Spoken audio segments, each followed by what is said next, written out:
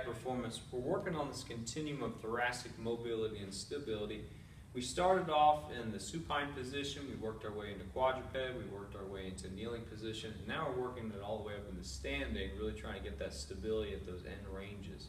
So we work on that windmill progression. Again, we started in that short kneeling position, went to tall kneeling, went to half kneeling position, and now we're up into this standing position. So the techniques are a little bit different because we're evolving a lot more of the lower extremity than we were before. So for a start position, go ahead and take a side step over here real quick so they can see, is your feet are going to be kind of a little bit wider apart. And we want to have the leg that you're going to windmill towards. We're going to start with the side windmill. Is the leg, if we're doing this leg, you're going to rotate the foot out. That's going to allow you to get a little bit more of a stretch in those groin muscles through there.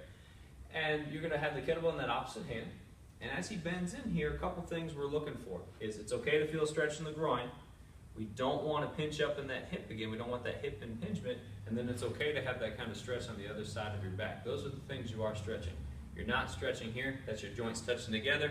Joints aren't really supposed to do that on that. So now that we got the setup correct, let's go ahead and come over this way. The depth of the movement is really controlled by what their technique and form looks like. Similar to what we did with all our other exercises, is we're really sticklers on form. We don't want to see things rounding that aren't supposed to be rounding. So as he presses this up overhead, and he kind of goes to the side down towards his leg, well, you can ask him, what are you feeling? You got a groin stretch, you got a back stretch. We'll make sure he's got that nice tall position through there. If he's a little wobbly, you can have him look up at the bell, and that way he gets a little more input. Then he comes on up.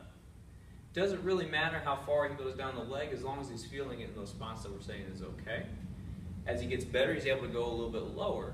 The next progression out of this is, we'll let him take a break there for a minute, is similar to those other windmills we did where we did more of that forward motion. You can do the same thing here. It's a lot harder in this position. Again, we don't want to get to the point where we're seeing that lumbar spine rounding out. So we're actually going to start with a box here.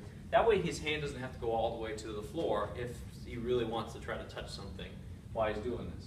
So we go ahead and place the bell up overhead, and he's going to do that nice hip hinge to the back, touch there, keep everything nice and straight, look at the bell if he needs to, and then back up. As he keeps getting better, and if we see that the technique is looking very good, we can actually start to take away or put a smaller box down there so you can start to get a little bit more depth.